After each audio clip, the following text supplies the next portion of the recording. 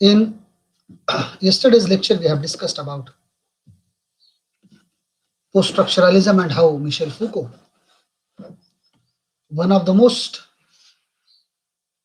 important thinker, and how Michel Foucault has given a discursive turn to the whole understanding of literature, and how he talked about various discourses. And we even talked yesterday about how Foucault underscores the discursive basis of power, social relations, and institutions by showing how the so called objective disciplines like sciences relied upon underlying assumptions about the object to be investigated using a particular form of language or forms of language, thought, in order to talk about this object, and eventually the constructed an institution around this object for its study and control. This is how we have discussed yesterday about Michel Foucault. Continuing this argument furthermore, because when we are talking about all these things, we have to understand the most important ideas that have been discussed in post structuralism.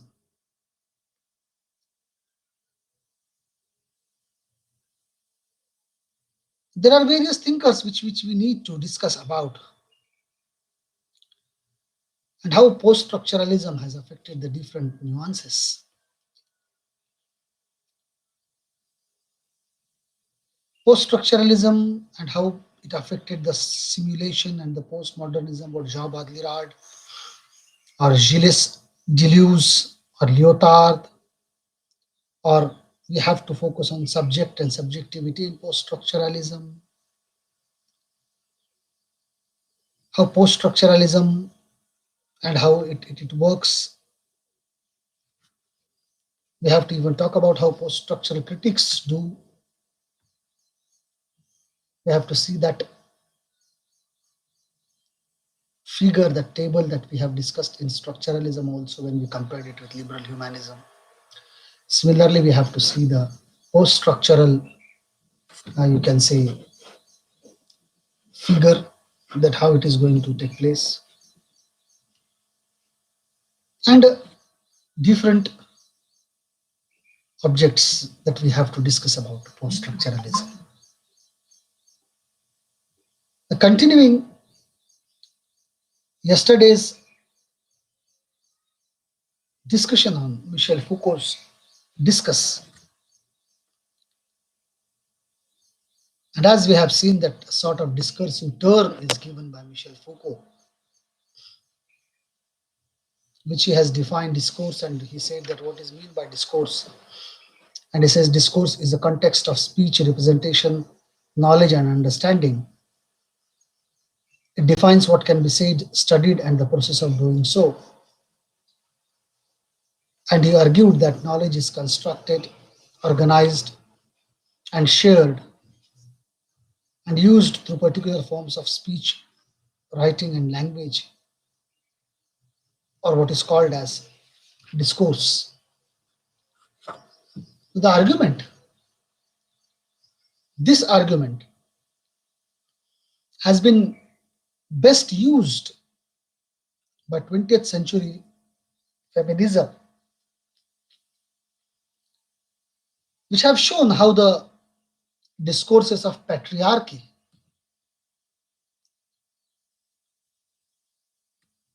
with the representation of the pure woman, the seductive woman, the hysterical woman, the vulnerable woman. In the discourses of patriarchy, you'll find out these different representations of women have been institutionalized in the uneven structures of marriage, education, religion, the law, history, literature, science, and politics. The Foucault's argument helped them to show how discourse has a material consequence for people. And that discourse, which is constructed and legitimize the unequal power relations. Because you will see what feminism is trying to talk about by taking support of Foucault's argument of discourse. Because to control, you will find every discourse has its own institution.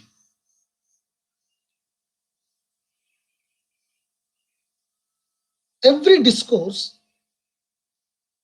has an object. Every discourse has a language. Every discourse, you will find out, has an authority. Authority to control. The authority or a kind of figure developed by the discourse, a kind of figure developed by the discourse. And this figure who uses language, who uses this particular kind of language in this institution, he follows a particular language to describe, to classify the object, and it classifies the corrective mechanism that draws upon the description and classification. If you see carefully, what Foucault is interested in pointing out, few examples we can take. There are few examples to understand what Foucault is trying to talk about, what Foucault is trying to focus upon. Take example, this first example, the vagrant, the one who is not doing anything, not contributing anything in the economics. So in the discourse of economics, you will find the vagrant was the object. In discourse of economics, constructed this particular person who is not doing anything, not contributing into the economic discourses of economics, consider it as non-productive. This is non-productive. Now, what is the itinerant body constructed by this discourse? What is the body which used to find out these things? Or what is the authority figure, you can say, you can find out all those things, is economist or you can say social commentator, they'll find out that he's vagrant or he's non-vagrant. And whose deviance, non-employment, because he was vagrant because he was non-employed. This deviance was corrected through the institution. There's an institution in this. Every discourse has constructed its own institutions. And this institution was constructed, and this institution forced this person to have an employment or to get any sort of charity so that he can become productive. Or take the case of immoral individual. This immoral individual, or you can say sinner, he was the object constructed by discourse of religion. And in this discourse of religion, where you will find out various elements it carries. Elements of sin, salvation, virtue, punishment, purgatory, and hell. These are the various elements that discourse of religion used to talk about. And who is the authoritative figure in discourse of religion? Priest, whose deviated morality was who deviant morality, who for this sinner developed corrective measures. What are the corrective measures he has developed? The corrective measures through confession, through religious rituals. He recommended or ordered and sometimes implemented by the religious authority or the institution called the church. This is how you will find out the discourse of religion used to talk about developed an object, developed the system and the institution. Or you will find out another good example is of criminal.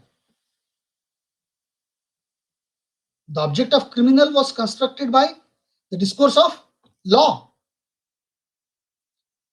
And this discourse of law classified actions as right or wrong. Whether you are right or wrong, who classified this? This is classified by the discourse of law. And who is the authoritative figure in it? It is the court as an institution or the judge as a figure, and whose deviant behavior was corrected through the institution of prison.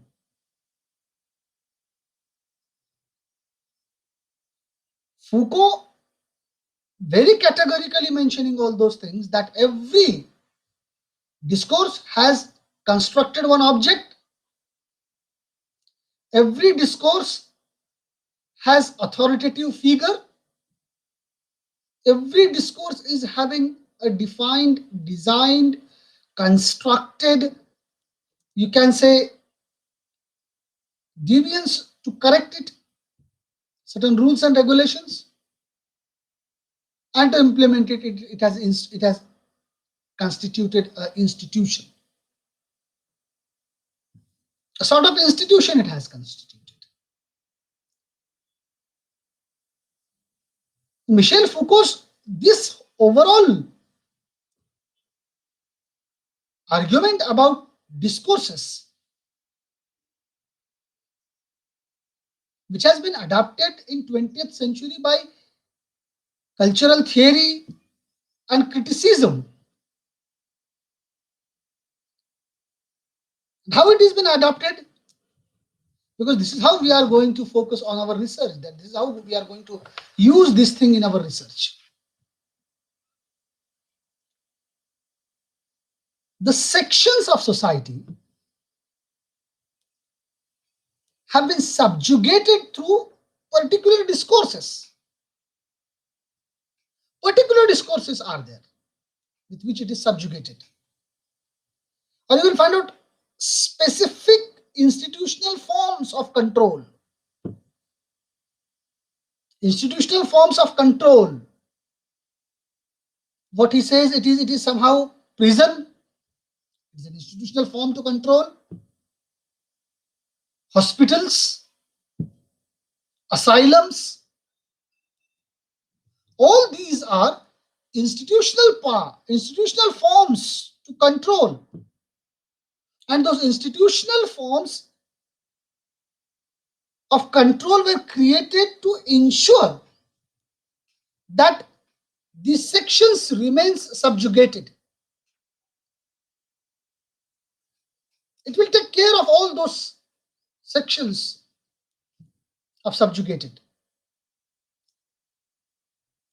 Popular and other representations in arts and literature also controlled the images of all these sections. The sections which have been subjugated through particular discourse, that the discourses that we have discussed, we have talked about. These are the few examples you can take. Now, the images which have been created by all these representations, these images in turn naturalized the difference and subjugate a particular section.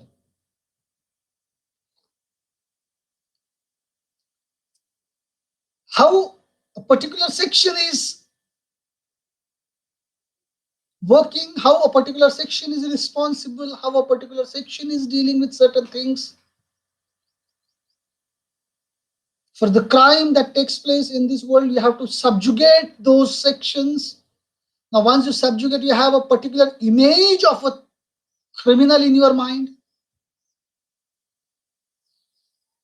or an image of particular person. If you see very carefully, the image of Jew in English literature. If you see the very famous play written by William Shakespeare, The Merchant of Venice, or if you see a play written by Christopher Marlowe, The Jew of Malta, how the Jew is presented. The Jew is presented with a long nose. You see any picture of Jew in the paintings made by various artists of the time, how Jews are shown in the picture or images that their face is shrewd. The portrait created by certain sections, and the sections created an image. This image in turn, the image of crime, criminal, the image of patient, the image of sinner, the image of mad person, and then they subjugate. Once image is created, following that particular image, if this person fits in the image, he should be subjugated, he should be kept away. Look out. Recently, if I give a recent example to you, it is not that much recent, 20 years back, when in 2001,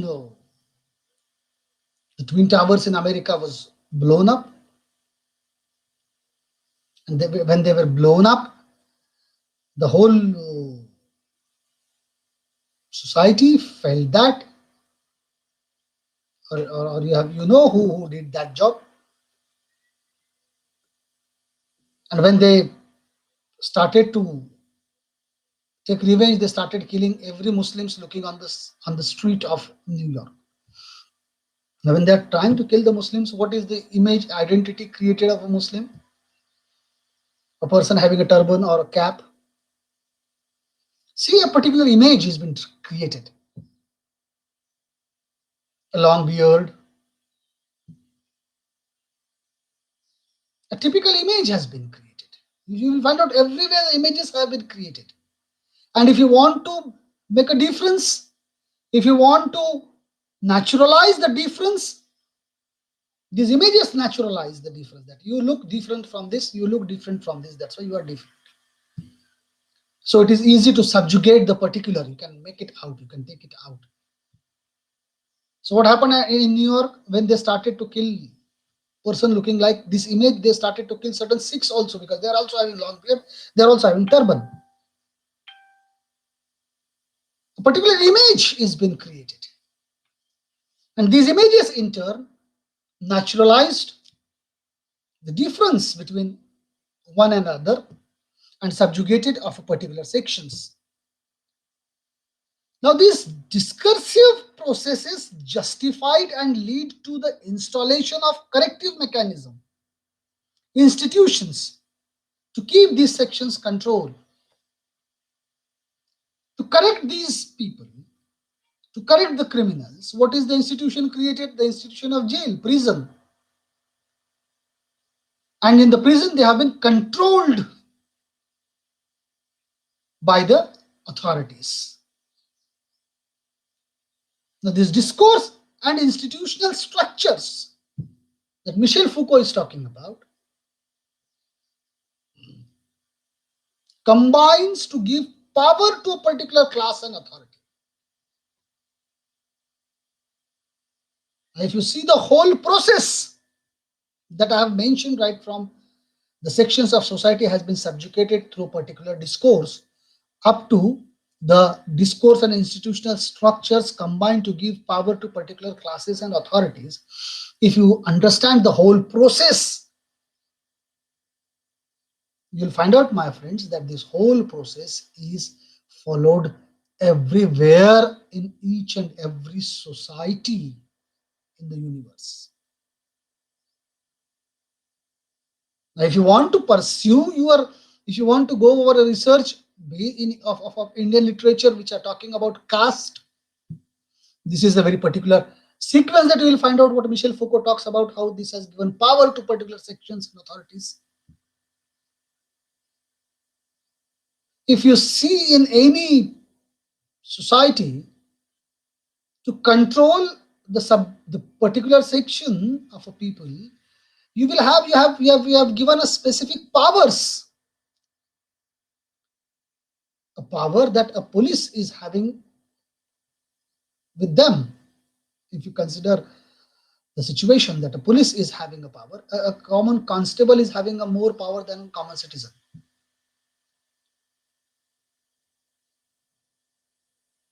Powers centers, the power is distributed with the help of the institutions. That's why knowledge is the source, and how this power is being used and utilized, how this power is being distributed among the sections of societies. Michel Foucault is talking about all those things and saying that we have to understand this structure. And that's why, as I said yesterday, Michel Foucault was one of the most pioneering person in post-structural theories. Now, these discourses are thus a manifestation of the will to power, where structures of power in society retain their power over marginal and subordinates, and to control, to show the power over marginals and subordinates through creating and controlling of a particular discourse, creating a particular discourse, whether it is discourse of religion, whether it is discourse of law, whether it is discourse of patriarchy, whether there is discourse of caste. You will find out, my friends, that these discourses are always willing to gain power. And power is one of the most prominent thing that every human is interested in. Michel Foucault has focused on this structural development, this structure that human civilization, human society had.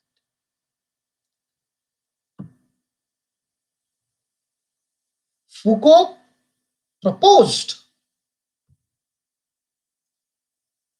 a genealogical, or you can say archaeological analysis of discourses. Archaeological analysis,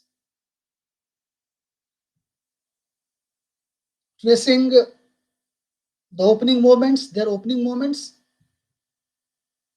that how it was been opened, how it was been initiated,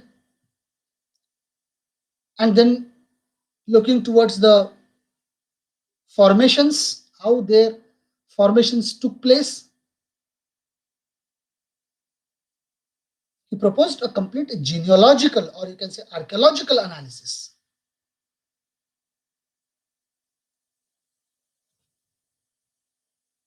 What is genealogy? Genealogy is the tracing of those discourses and institutions. Genealogy is the tracing of those discourses and institutions that have formed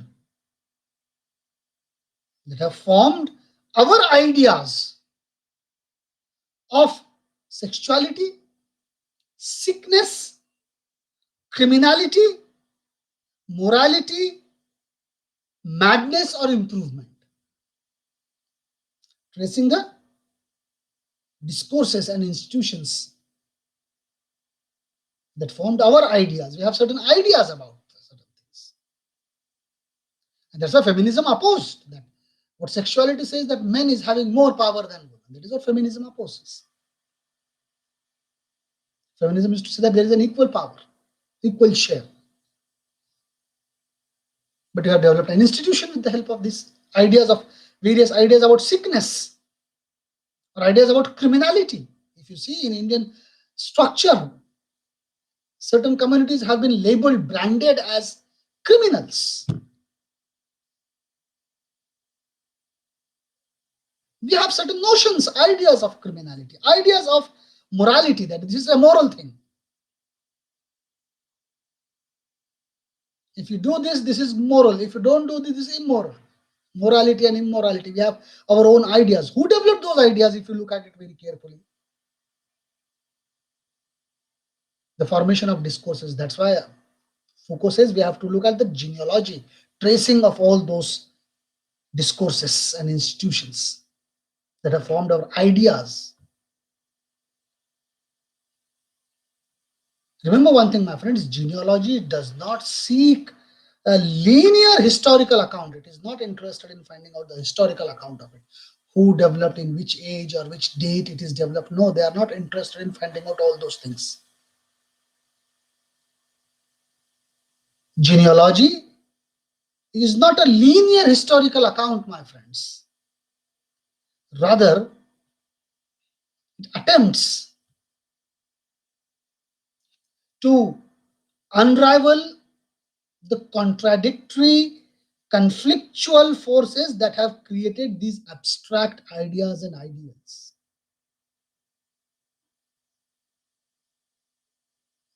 Genealogy is attempting to unravel the contradictory and conflictual forces.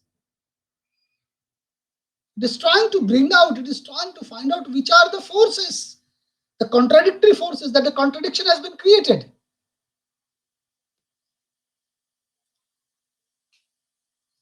These are abstract ideas and ideals. And Foucault is saying that we have to unravel all those things. In a simple way, we can summarize it as an history of ideas.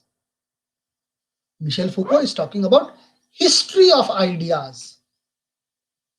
History of ideas that pay attention to social forces, institutional mechanisms,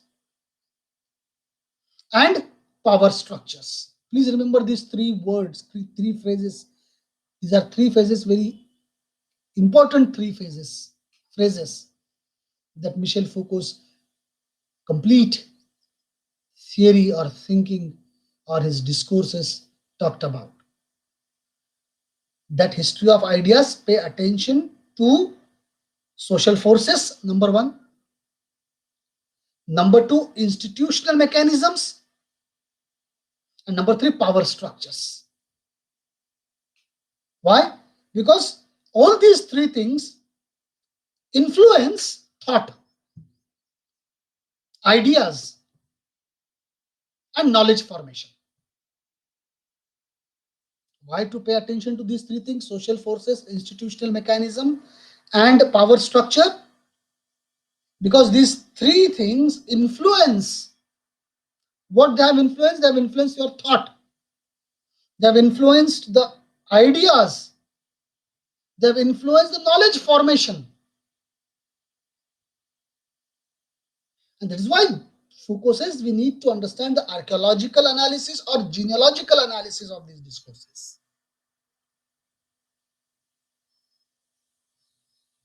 He talked about the clinic, the prison system, and the asylum,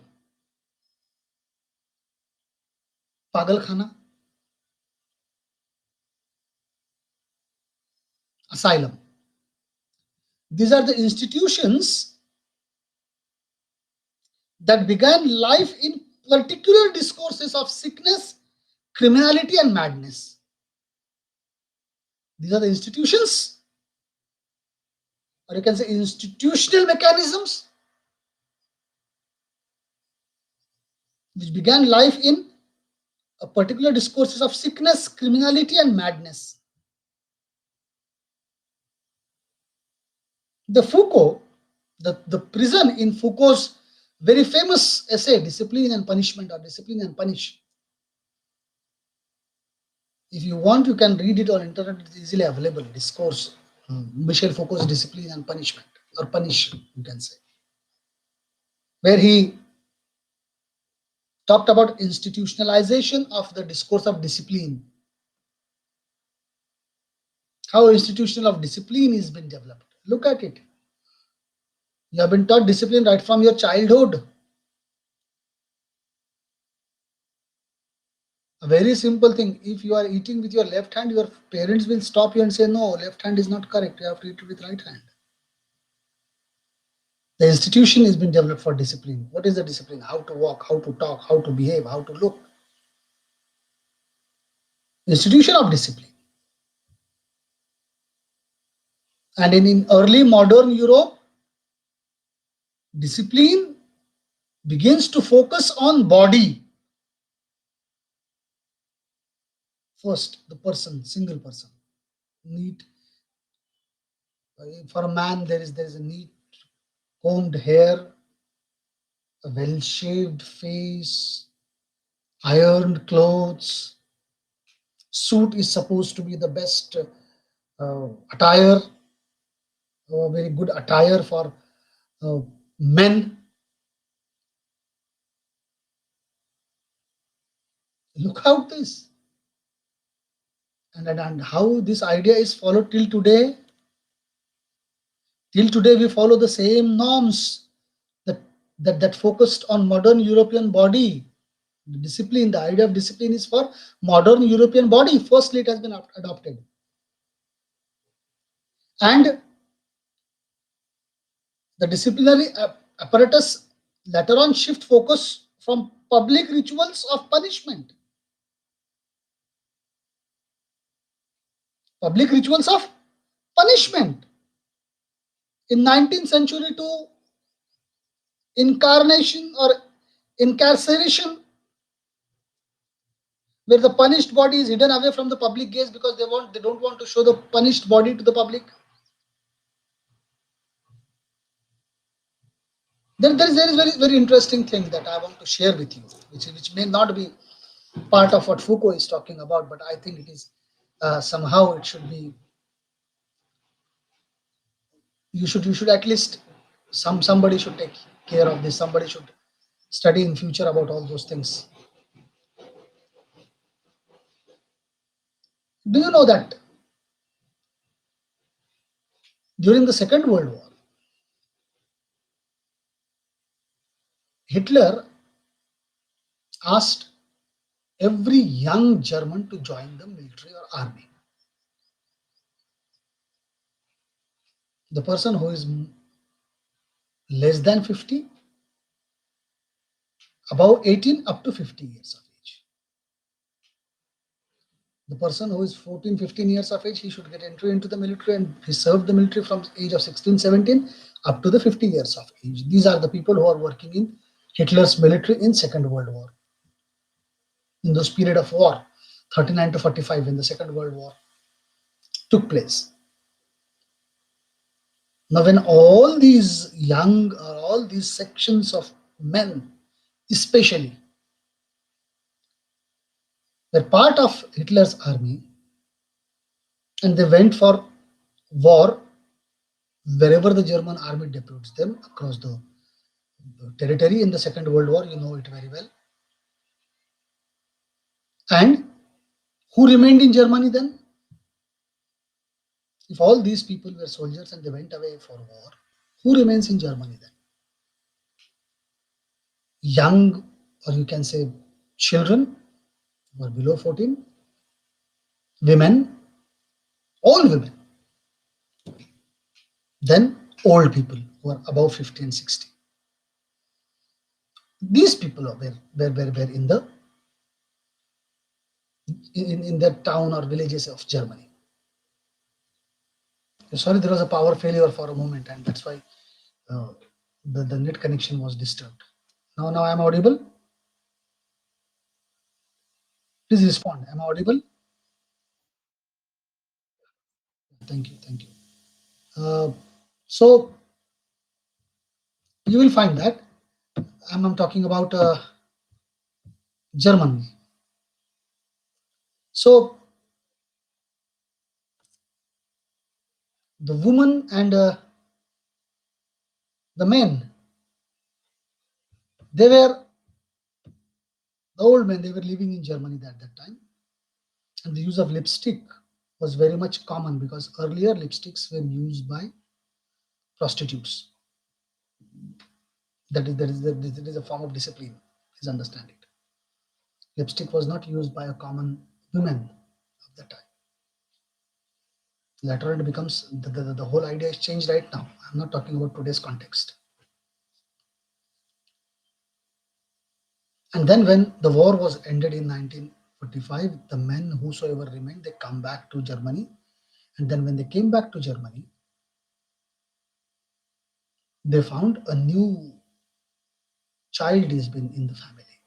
So they denied their names to those children because they said that they were not born out of them. Now, these children, they were living, and at that time you'll find out a lot of orphanages were developed in Germany. And in those orphanages, these children are these children are living together. And when they grown up, they come to know that it is not their mistake that they have been born. It is your norms and ideas of the society that they have not accepted them as their children. So they said that what is your idea of living life? Your idea is that you should sleep early and get up in the morning. They said we'll deny it. We will wake up for the whole night and we'll sleep in the day. What is your routine? That you said that you should have a well combed hair and they should be cut off the hairs and they should be very well personal. They said, no, we'll not take care of that. Our hair should be long. Your society, your norms say that you should be clean and you should bath. You will not bath for years together. You should be silent. You should not make noise. They said, we'll make noise. And they started to behave against the whole norms of the society that has been created. So there's a complete community that has been developed. Those community traveled across the world, wandered across the world to get peace, to get ideas. And that's why you'll find out During 70s, hippies were coming to India, 60s and 70s. Those were the children, they were born after Second World War. Europeans, most of the Europeans with long hair, with a guitar in their hand, smoking. You will find out the very famous Hare Rama, Hare Krishna song, Dam Maro Dam song, the very famous film Hare Rama, Hare Krishna by Devanand. This particular class of person, if you look at it, they are the part of your ideas of discipline. Today also we have certain ideas of discipline in our minds. So Foucault is saying that a genealogical reading such as Foucault traces not only the institutional structures such as prison or clinic, or you can say any uh, institution of that makes you to live a very particular life. So the institutional structure and its evolution in history, the genealogical or archaeological traces he is talking about, the way in which the concept of criminality had been defined, it traces about the kind of discourses that were put in place. For example, the sacredness of property, the body as a site where punishment or rewards can be given to you, or the contradictions and the contests over and against these dominant discourses, the class that dominate these discourses, and the artistic and legal biomedical representations of these discourses. This is what the genealogical analysis of a discourse takes place in Foucault's analysis of genealogy and archaeology, archaeological analysis of the discourses. So if you look at these discourses, if you look at the Foucault's whole approach, Foucault has focused on the structure of whole development of human civilization. And that's why, right from yesterday, I'm saying that Michel Foucault is one of the most important thinker of post-structuralism. Apart from Roland Barthes makes the text free. He has given the text into the hands of reader and points out the meaning with his essay called The Death of an Author, Death of the Author in 1968. So Roland Barthes and Michel Foucault, these two thinkers, are the pioneers of post-structural understanding, post-structural thinking. Now let us, because I want to begin with the second and another important thinker who developed a different thought in post-structuralism, that is simulation. Then the thinker is Jean Baudrillard. We are going to talk about another three thinkers, and then we'll move what postmodern, post-structural critics do. And then we are going to complete the post-structuralism, the second unit of our study.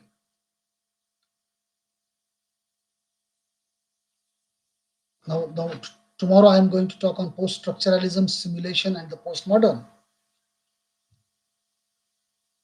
Now, if you see, my friends, postmodernism actually, that you will study next year. I'm giving simply an outline to you. Postmodernism is a philosophical and cultural theory that rejects totalizing narratives in favor of partial, fragmented, and particular ones. And postmodernism questions the idea that there is any real beyond representations. Postmodernism argues that images and sign constitute our reality because signs now refer not to reality but to the other science in the age of hyperreal. We are living in the age of hyperreal. Please understand this. It also rejects the elite culture. Postmodernism rejects elite culture and its practitioners also. Practitioners, especially in arts and literature. It seeks to discuss about mixed culture, mix high culture with the low culture.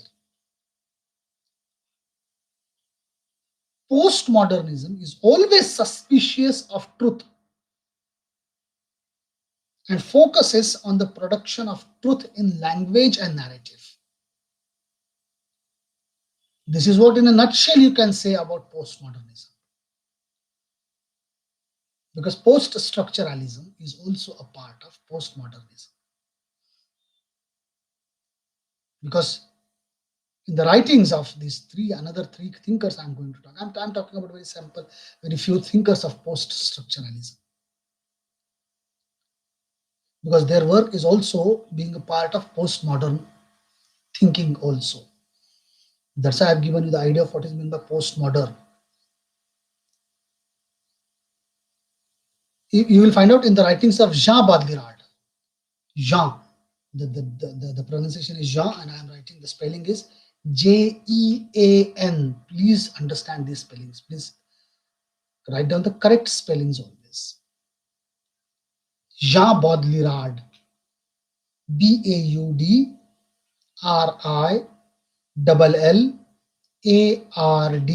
Jean Baudrillard.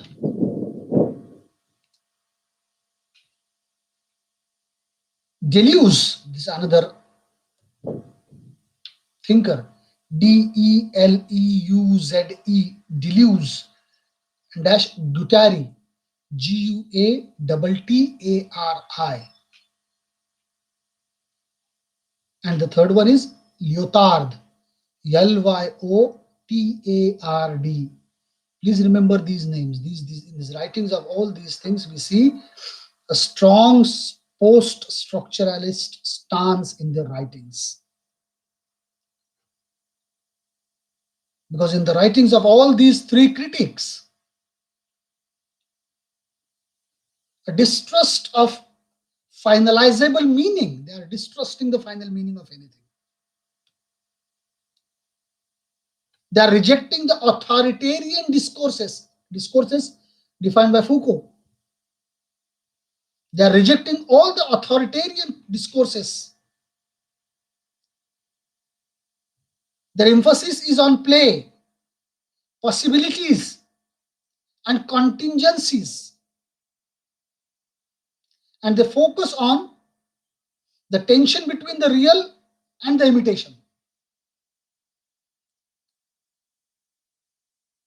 Mostly, all these three thinkers, they are associated with the postmodern cultural theories and practices. But if you see, these thinkers have extended their concerns of post-structuralism about science, meanings, and contexts of meaning production. Terry Eagleton, one of the very important thinker, writer, provides a very interesting definition of postmodernity and postmodernism, saying that it is an intellectual movement. He called postmodernity a style of thought which is suspicious of classical notions of truth, reason, identity, and objectivity, of idea of universal progress or emancipation, of single frameworks, grand narratives, of ultimate grounds of explanation. And he goes on to list the features of postmodernist art and culture, which according to him are characteristically depthless, decentered, ungrounded, self-reflexive, playful, derivative, eclectic, pluralistic, with blurs the difference between high and popular culture, as well as between art and everyday experience. This is how Terry Eagleton defined postmodernity. And because why I'm saying, because these three persons which I named, Jean Baudrillard, Deleuze Guattari, and Lyotard, all these three thinkers, they are mostly associated with postmodern cultural theories, but their writing is having a post-structuralist stance. They are talking about science, meanings, and context of meaning productions. That's why we are also thinking about their writings. And in tomorrow's lecture, we are going to talk about first Jean Baudrillard and the idea of Jean Baudrillard of hyperreal and simulation. Then we will talk about Deleuze, and then we'll talk about Lyotard, and then we will move to what exactly it means by uh, post-structuralism. I'll give certain basic ideas about post-structuralism later afterwards at the end, and talk about what post-structural critiques do actually. We'll talk all those things in tomorrow's lecture. I hope that you are getting all those things. We have a little bit of disruption because of the power failure for 1 or 2 minutes. Let us meet tomorrow at 10:30.